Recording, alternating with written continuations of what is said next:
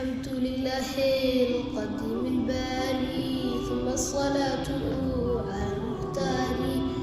وبعدها كسيرة الرسول منظومة وجازة الفصول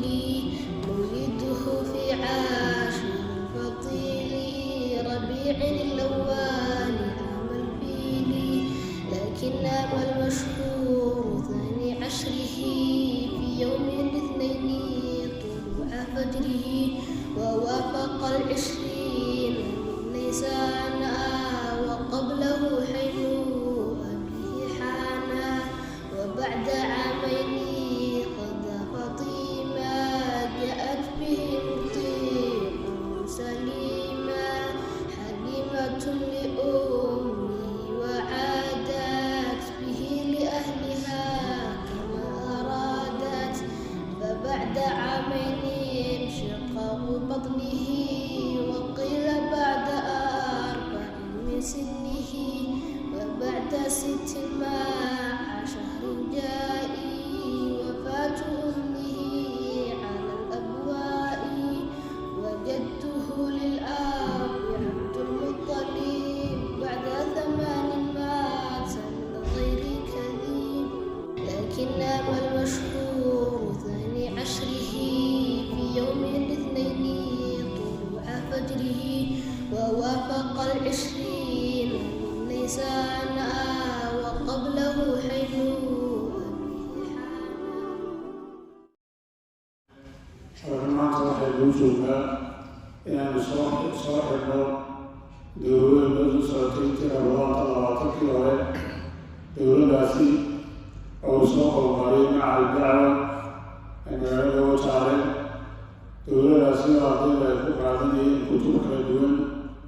oo ka koobnayd 4 kitaab ardaydaas oo isugu jirta hableeye inamo maanta insha Allahu tacaala ayaa loo soo xidhi doonaa لقد جاءكم رسول من أنفسكم عزيز عليه ما عنتم حريص عليكم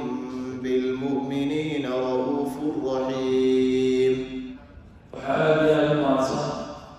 معلمينتي علمي دولة بحيثي انت هذا النصر لي رسد هذا حالي المعصى ardaydii igu soo dadaayay marka waxa weeye intaas soo sawray ee diyaarinayay magacayta waxaa la maacsan waalidiinta ugu horeeya sheekheena sheekh maxamed axmed yunis oo isagu markasta kulli waalidiinta ardayda la socota aad u mahadsan yihiin isagii waalidka markaa timanka soo gaaray maanta ee la soo qaybgalay aad u mahadsanyihiin waxay noo soo socotay dowladani Ramadaan 20kii hore waxaynu soo qaadanay 4 kitaab kitaabka markaa koowaad xadiidka ahaa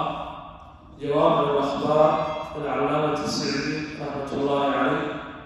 oo inoo akhriyey sheekheena sheekh Maxamed Ibraahim iyo kitaabka marka waxa weeye al-wujuuz al-fiqhiyya fi dhikri xaal al-ashraf al-bariyya oo inoo akhriyey sheekheena sheekh Buleed sheekh Abdiraxmaan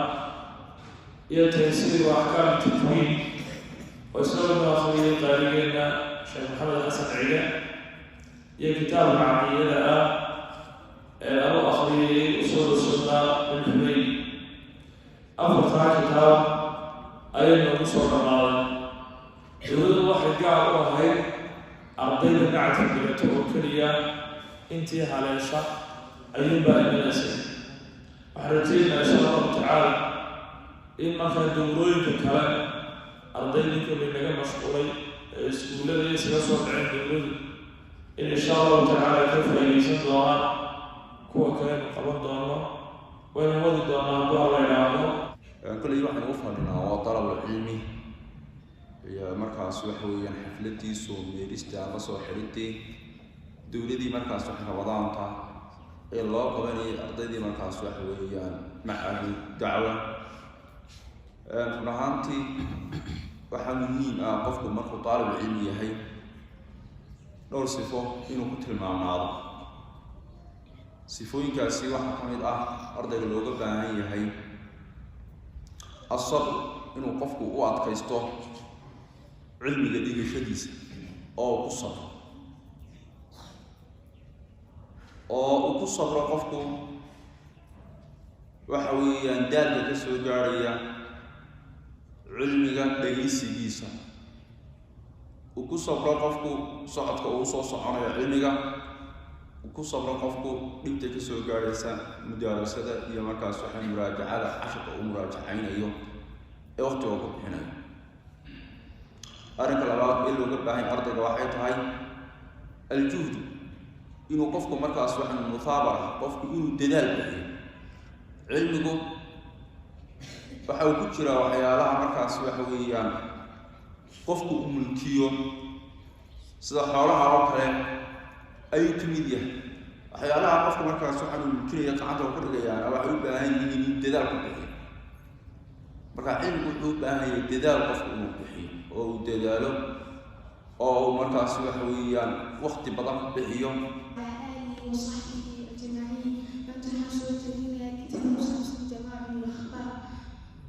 الحديث الأول عن عمر بن الخطاب رضي الله عنه قال سمعت رسول الله صلى الله عليه وسلم يقول إنما الأعمال بالنيات وإنما لكل امرئ ما نوى فمن كانت هجرته إلى الله ورسوله فهجرته إلى الله ورسوله ومن كانت هجرته من دنيا يصيبها وامرأة ينكحها فهجرته إلى ما هاجر إليه متفق عليه. qofka dhalinyarta ama qofka shabaabku cilmiga barto waa inuu cilmiga horta bartaa markuu bartana cilmiga haddaad iska barto aan cilmigii ku camal falin cilmiga xaalis baa la dhiganayaa tafsiir baa la dhigan doonaa waxyaalaha la dhiganayo hadduu qofku naftiisa ku dabaqin adkaar baa la dhiganayaa oo dhigata qaarkood adkaarta inta iska xafidta oo aad markaad isku shaqaysa aad oranay markaad nijaas soo gasha aad oranay markaad guri galaysa aad oranay dee cilmigu wuxuu noqonayaa hal camalkiisa qofku waxaa loo baahan yahay axaadiista